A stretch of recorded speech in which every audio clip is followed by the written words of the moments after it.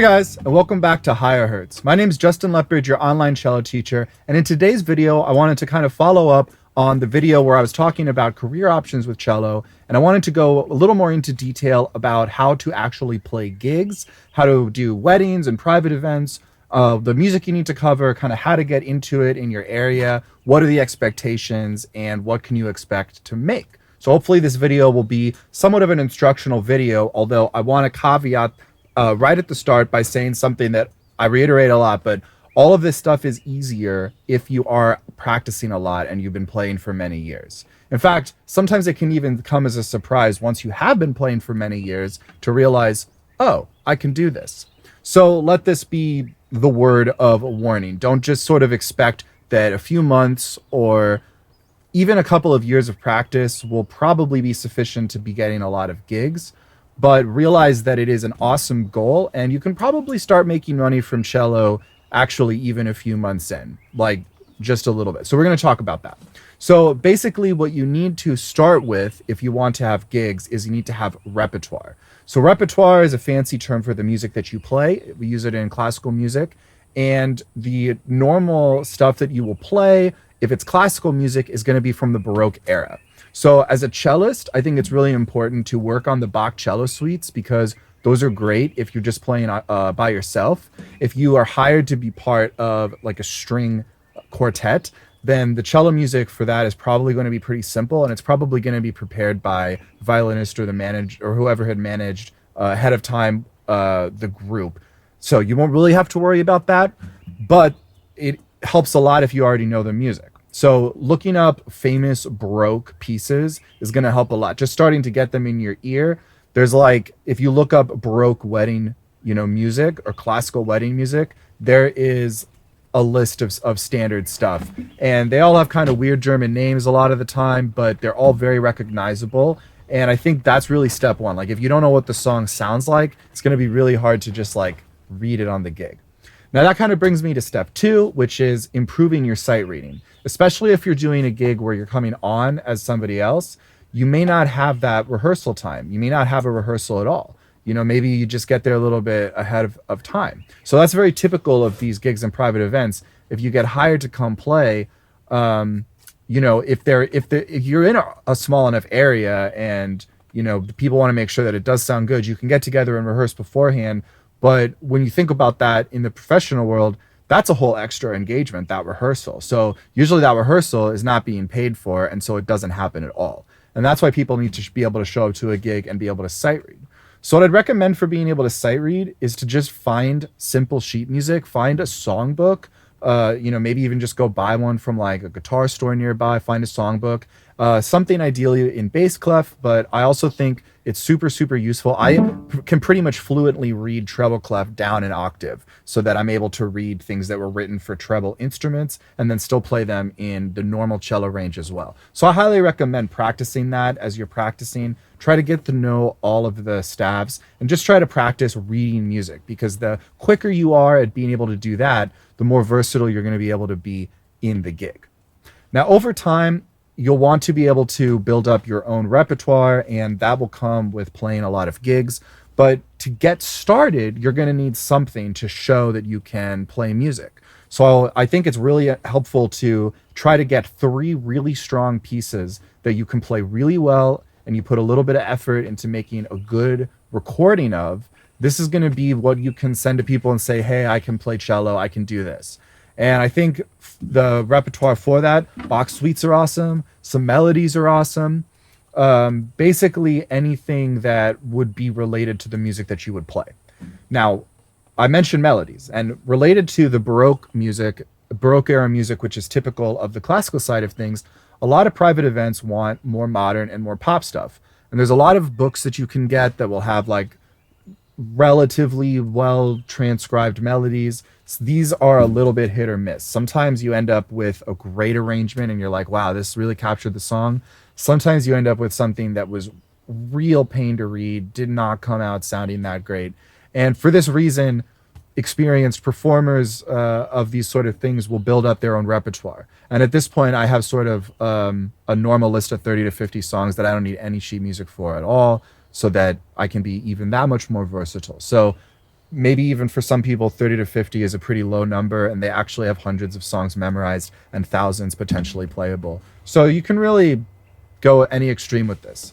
Now, when you actually are playing one of these events, it's typical that you'll dress up a little bit, but you don't have to go as extreme as a full classical concert. So normally I'm putting on the black slacks, but they don't actually have to be suit slacks, but I'm putting on dress shoes, a dress shirt, often a tie, but I mix it up a little bit. If you really want to go for it, you can put on a jacket as a guy, but as either man or woman, or however you want to present yourself, the higher the presentation, the better. So think classical, think traditional, think basically dressing well. You will probably be overdressed compared to the people in attendance at whatever event you're playing, but that's okay. That's just kind of how things are. Maybe they'll change in the future. And if you already know the people and you know you can be more relaxed, that's okay, but still dress really presentably even in those circumstances. And I always just play it safe and put on a partial or full suit when I go to play gigs.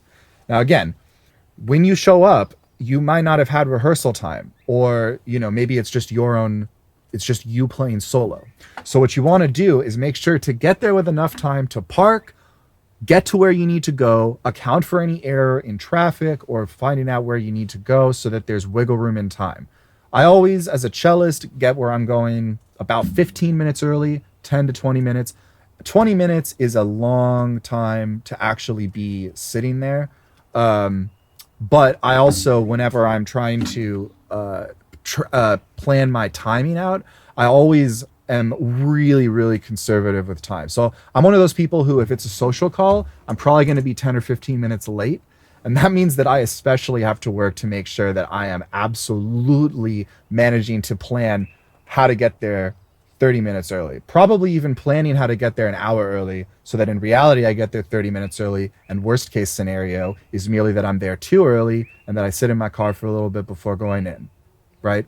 So that is sort of the rundown of how the gigs themselves start. When you actually play the gig, it's going to depend a lot on the circumstance. So if it's a wedding, you want to try to connect with that wedding coordinator. If there's, if again, there wasn't somebody who organized the group, you want to try to get a feel for what the tempo of the performance is going to be.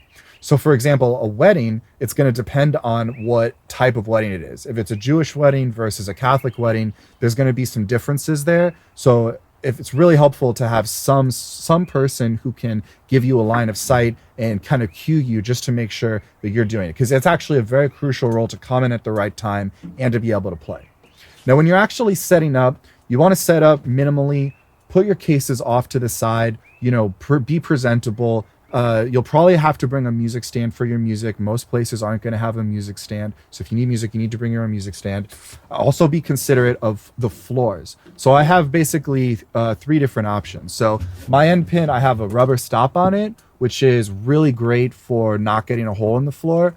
If I have the opportunity, I will take it off because there's a slightly better sound. And you can also use a rock stop, or they have these belts that have rock stops on the end of them that will also be able to help you. And we talked in another video about Tom DeVono's coupling discs, and those are really, really nice as well that you can carry with you. So you want to be set up so you're not hurting someone's floor, that you're out of the way but have good acoustics, that your instruments are out of sight, that you look presentable, you showed up on time, and then you'll actually play. Now, while you're playing, one of the things that I think is the hardest is if you don't just play a lot of music. So when you show up, sometimes a wedding will have prelude music where you play for like 30 minutes. That's a lot easier because you're just playing, you're getting warmed up. Once the service actually starts, sometimes you sit for like 30 minutes and then you have to play. And I personally find that to be pretty challenging. If you're playing at a dinner or something like that, you can take more time in between songs. If there's potential to be able to talk with people, I would highly recommend doing that.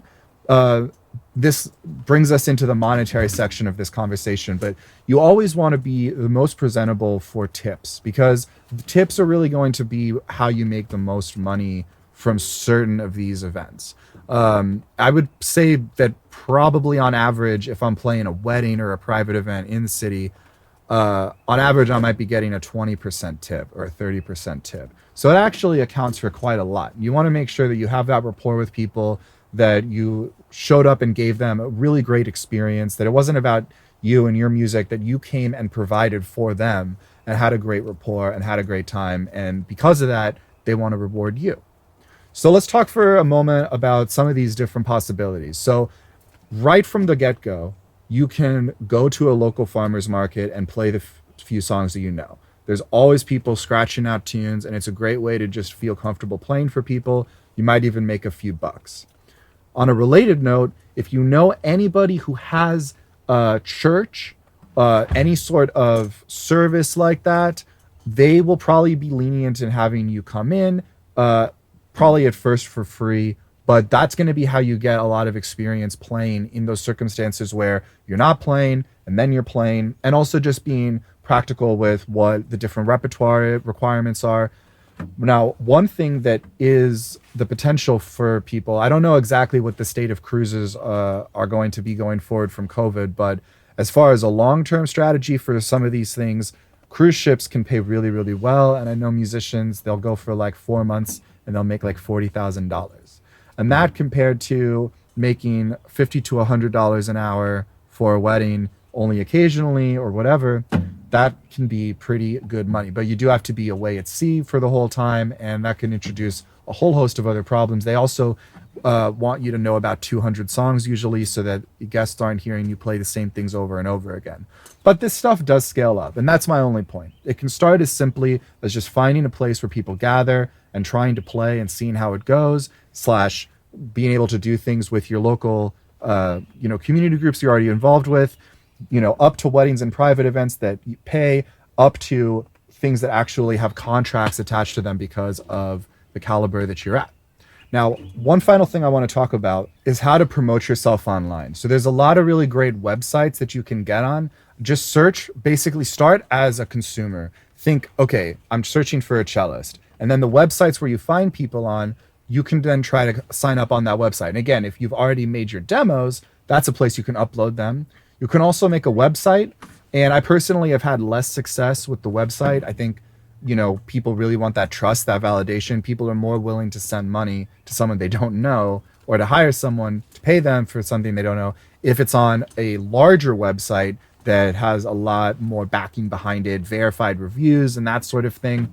So I would definitely cast a wide net. And maybe you don't want to do that right away. Maybe you want to build up some experience. I would also just really recommend that if you're learning cello in general anyway, to be connected with whoever the string musicians are in your area. They're going to know about maybe some string orchestras or things that you can be involved with. Sometimes when you play in the sort of beginner to intermediate student baroque string ensemble, you end up learning a lot of this music that you'll end up playing as quartet repertoire in the wedding. So it can really easily then translate back into a way of earning money from what you're playing. So anyways, I think I need to wrap this video up. I think I've covered the main points, but I want to summarize. So what you want to be able to do is practice your instrument, get really good examples, and build up what you can play. Build up what you're familiar with, especially what you're just used to hearing, so that you know the music. Try to network with people. When you show up to gigs, dress appropriately, show up early, and make sure to just make a nice environment for the people, even if you don't sound your best after 30 minutes of sitting there and then suddenly you have to play a song. And finally, just remember to be having fun with this whole thing. I really think it's the wrong approach to try to think, oh, I'm going to make all this money because I'm a cellist.